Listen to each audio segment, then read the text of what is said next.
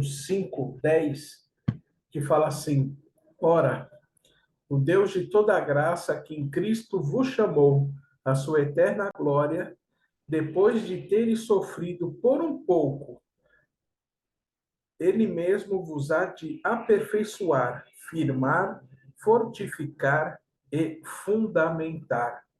Amém? Nós passamos por lutas, mas ele passou por uma luta muito maior para que a nossa luta fosse suportável. Amém? Vamos lá aqui. Quero falar aqui Josué 4, versículo 20 ao 24, que fala assim: E aquelas 12 pedras que eles retiraram do Jordão, Josué levantou-as em Gilgal, e ele falou aos filhos de Israel, dizendo: Quando os vossos filhos perguntarem aos seus pais em tempos vindouros, dizendo: O que significam essas pedras? Então fareis saber a vossos filhos, dizendo: Israel veio atrás, através deste Jordão em terra seca, pois o Senhor vosso Deus secou as águas do Jordão diante de vós, até que tivesseis atravessado, assim como o Senhor vosso Deus fez no Mar Vermelho, o qual ele secou diante de nós, até que o tivéssemos atravessado, para que todos os povos da terra pudessem conhecer a mão do Senhor, que é poderosa, para que vós pudesseis temer ao Senhor, vosso Deus, para sempre. Amém. Deus amado, misericordioso, eu te peço que neste momento, Senhor, não seja mais eu a falar, mas que seja o Senhor. Tu tens um propósito para esses 12 dias no nosso coração. Faça-nos crer, Senhor. Senhor, ensina-nos a orar, ensina-nos a crer. Firma-nos o nosso pé na rocha firme, que é o Senhor Jesus Cristo. Senhor, entra com providência, Senhor. Os que estão indo, os que estão voltando, Senhor, de viagem, os que estão trabalhando, Senhor, os que estão a passeio, Senhor, proteja-os, porque eles são teus filhos, Senhor. Tu tens uma promessa na vida de cada um, Senhor. É o que eu te peço, te agradeço em nome de Jesus. Amém. Irmãos, esse é o nosso quarto culto seguido, né? Estamos em direção ao final do semestre, entre aspas. E no final do culto do dia 7 de janeiro, quem não estava presencialmente pode procurar na nossa página, tá? Que já está liberado. Só um momentinho aqui, irmãos. Aqui, só um minuto, por favor. Aqui o diácono não está conseguindo.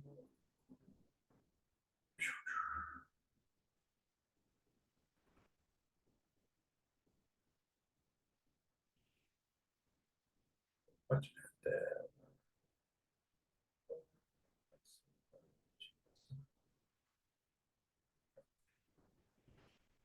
Cadê o diácono?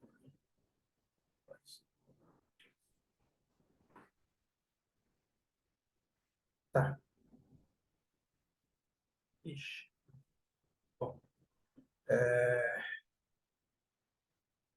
vamos lá. Pode procurar na nossa página, né? O pastor, ele nos profetizou, né, um ano de semeadura e colheita. Inclusive, ele repetiu isso algumas vezes. E ele citou, normalmente, os irmãos que possam ver o culto, vocês verificarão isso. Esses versículos que eu li acima, eles são eu entendo que eles são resultados de maravilhas, né? Assim como foi comentado, né? O versículo-chave dessa campanha, que é Josué 3:5,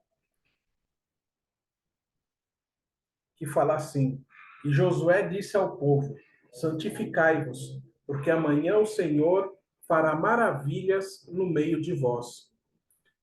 E eu e você, eu creio, e eu tenho percebido as maravilhas de Deus no nosso meio. Espero que os irmãos também tenham estejam percebendo.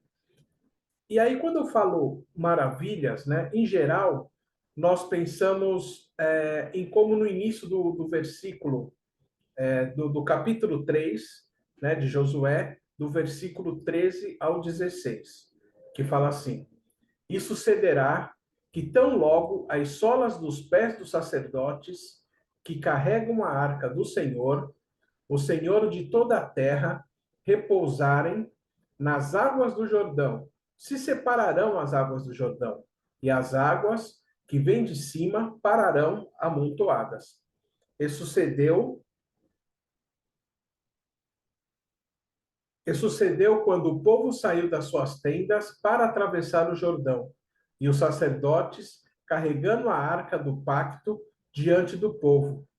E, quando aqueles que carregavam a arca chegaram ao Jordão, e os pés dos sacerdotes que carregavam a arca foram submersos na beira da água, pois o Jordão transborda todas as suas margens durante todo o tempo de colheita, que as águas que desciam de cima permaneceram e se ergueram em um amontoado muito distante da cidade de Adã, que está ao lado de Sartã. E as que desciam em direção ao mar da planície, que é o mar de Sal, falharam e foram separadas. E o povo atravessou direto em direção a Jericó. Vamos pensar nesses versículos. Aí a gente pensa na abertura do Mar Vermelho. Aí a gente pensa em Elias, Enoque, não morrendo, sendo transladados, né? Mas ao abrir, mas quando nós abrimos os olhos de manhã, isso já não é um milagre? Imagina se Deus fecha, eu vou falar no modo de modo figurado, se ele fecha a torneira do ar, se acaba de uma hora para outra o oxigênio no planeta. O fato de nós irmos ao trabalho vivos e voltarmos, será que já não é uma maravilha? Deus faz coisas grandes na nossa vida, mas se a gente perder de vista que 1 quilo pode ser 1 quilo de açúcar, por exemplo, pode ser composto de 100 pacotinhos de 10 gramas, por exemplo, aqui, ó, eu tenho um pacotinho de adoçante, aqui, deixa eu colocar aqui, ó, são 5 gramas. 200 pacotinhos desse são 1 quilo de adoçante. E eu não vejo, às vezes, esse pacotinho. Eu só quero ver o quilo. Se eu recebo esse pacotinho, eu não me dou por feliz. Eu acho que Deus se esqueceu de mim. Eu só aceito a maravilha de Deus se eu tiver o quilo de adoçante, o quilo de açúcar. Mas será que se Deus der 1 quilo de açúcar, voltando ao açúcar, né? De uma vez, será que você não vai ficar diabético? Eu espero estar sendo didático. Se eu não estiver sendo, eu vou dar um outro exemplo.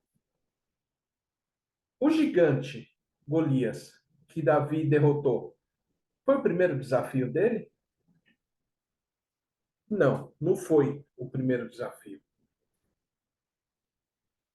Quando ele foi argumentar com Saul de que ele ia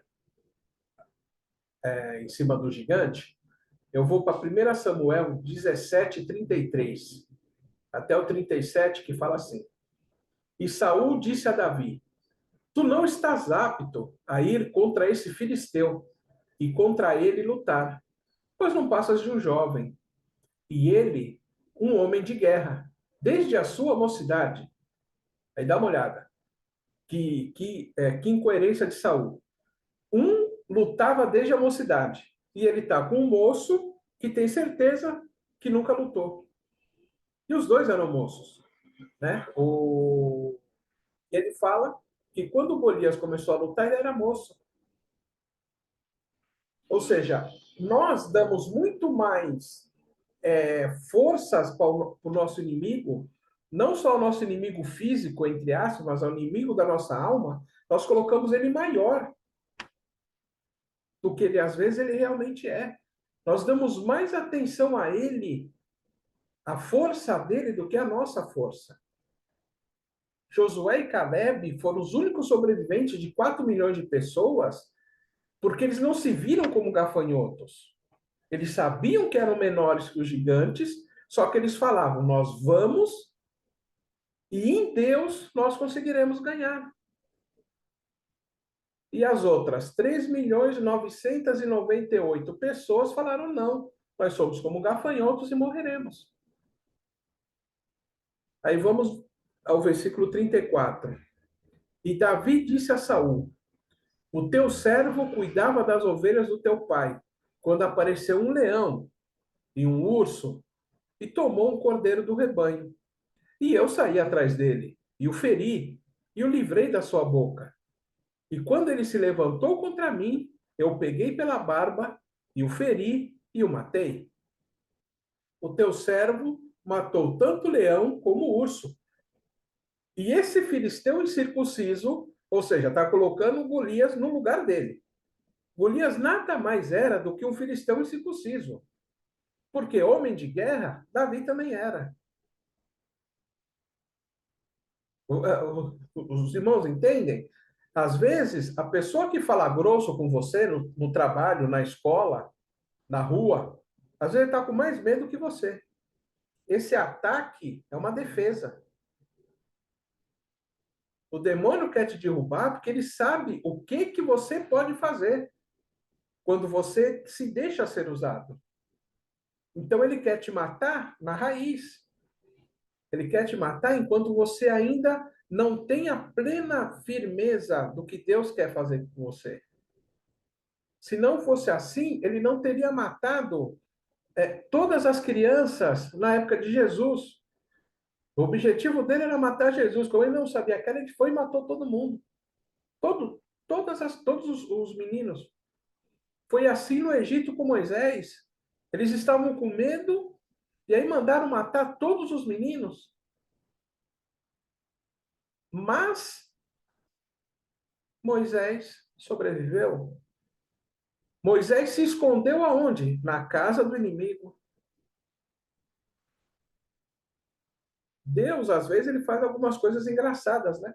Coloca Moisés ali para ser criado por quem estava perseguindo os filhos. E será que a filha do faraó não sabia que ele era um judeu? Todos sabiam. Mas Deus fez com que ele ficasse lá dentro. Você pode estar num lugar onde você acha que só tem inimigo. E às vezes sim, só tem inimigo. Mas Deus te colocou ali, ele, na hora que ele quis, e você só vai sair na hora que ele quiser. Nem que ele tenha que mudar uma lei de um país inteiro. Ele vai fazer. Que foi o que aconteceu com Moisés. O faraó estava mandando matar todos os meninos judeus e ele mesmo pega um para criar como avô.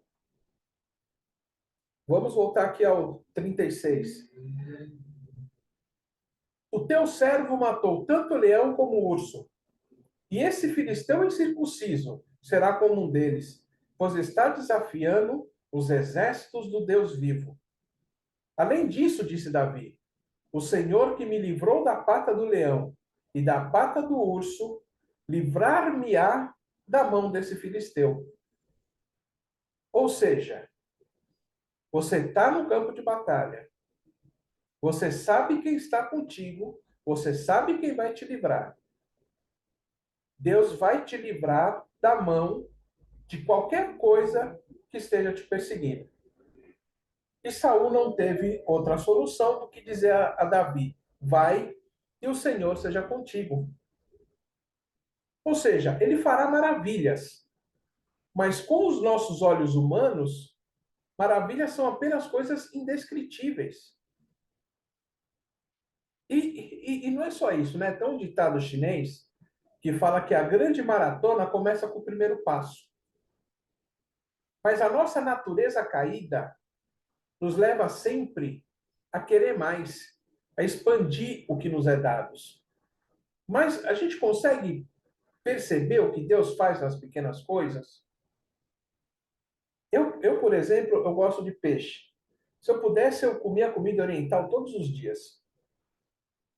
Mas se eu der graças a Deus, se eu não der graças a Deus na sardinha, que é vendida na feira aqui, eu não estou dimensionando o amor de Deus por mim.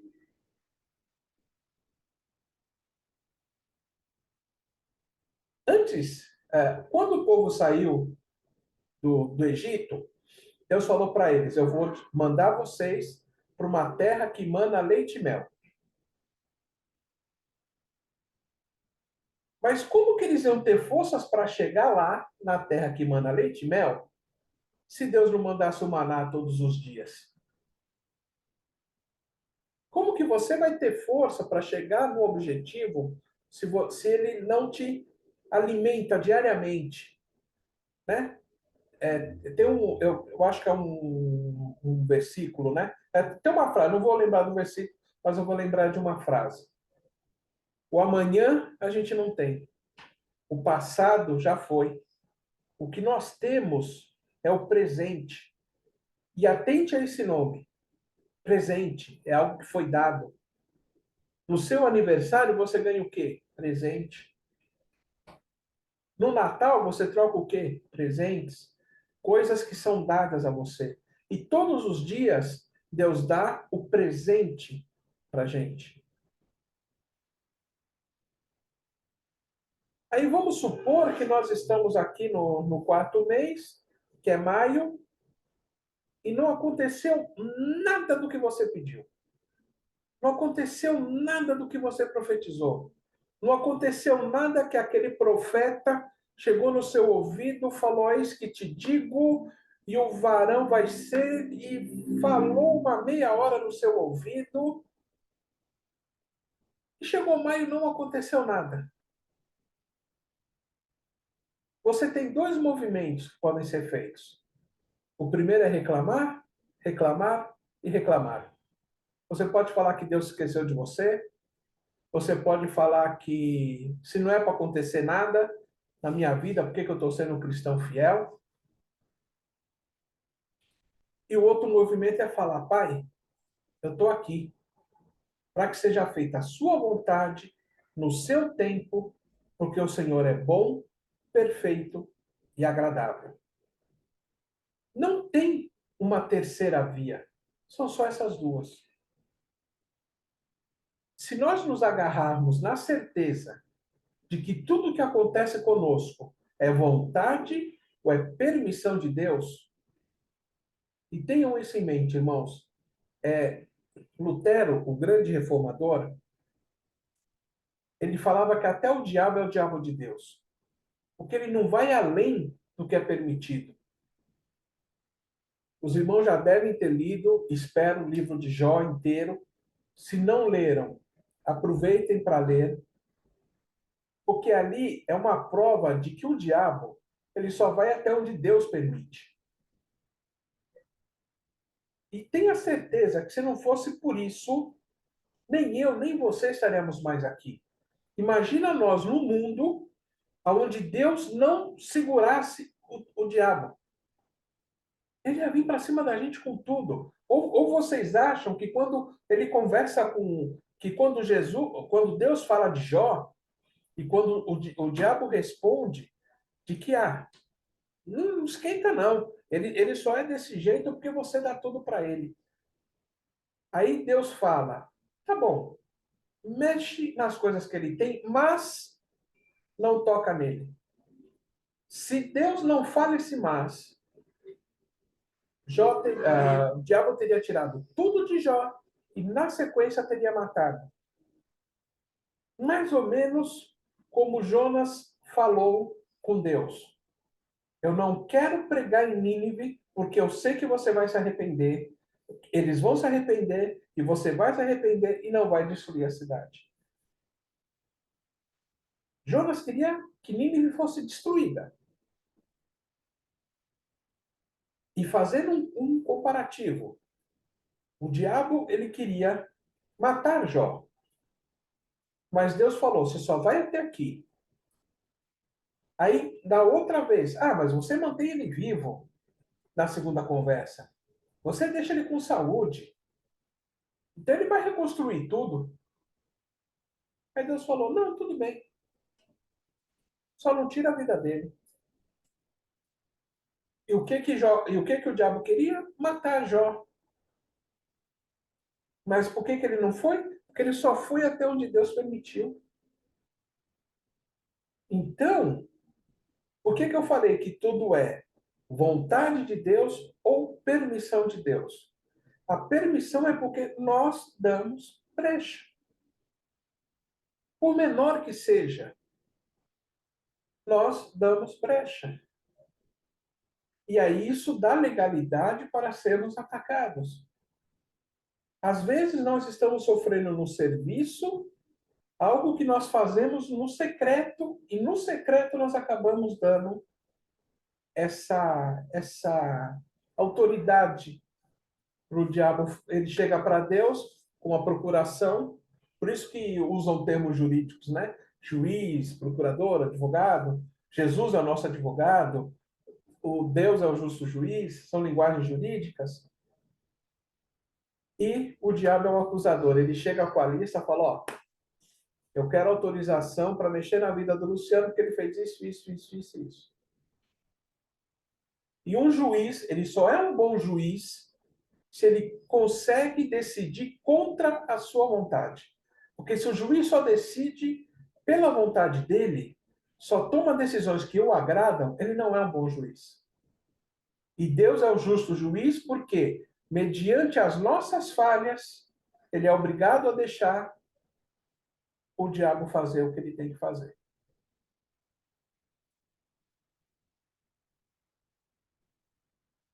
E mais para acalmar, né, o nosso coração, aqui não é só paulada, né? Para acalmar o nosso coração, eu quero ler aqui Joel 2, que a partir do versículo 21 nos fala assim: não temas, ó terra, regozija-te e alegra-te, porque o Senhor fará grandes coisas.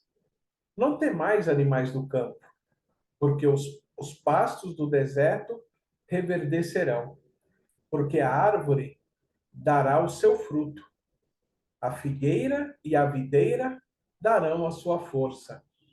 Então, alegrai-vos, filhos de Sião, regozijai-vos no Senhor vosso Deus, porque ele vos dará a chuva temporã moderadamente. Ele fará descer para nós a chuva, a temporã e a serôdia no primeiro mês. E as eiras se encherão de trigo, e os lagares transbordarão de vinho e azeite. E restituirei a vós os anos que a locusta comeu, a lagarta verde e a lagarta de borboleta e a taturana, o meu grande exército que enviei contra vós. E comereis abundantemente, e vos satisfareis, e louvareis o nome do Senhor vosso Deus, que procedeu maravilhosamente para convosco, e o meu povo nunca mais será envergonhado. E vós sabereis que eu estou no meio de Israel, que eu sou o Senhor vosso Deus, e ninguém mais, e o meu povo nunca mais será envergonhado. E acontecerá que depois derramarei o meu espírito sobre toda a carne, e vossos filhos e vossas filhas profetizarão, e os vossos velhos sonharão sonhos, e os vossos jovens terão visões. E também sobre os servos e sobre as servas naquele dia derramarei o meu espírito. Amém? Eu estou aqui com um problema aqui com essa foi a palavra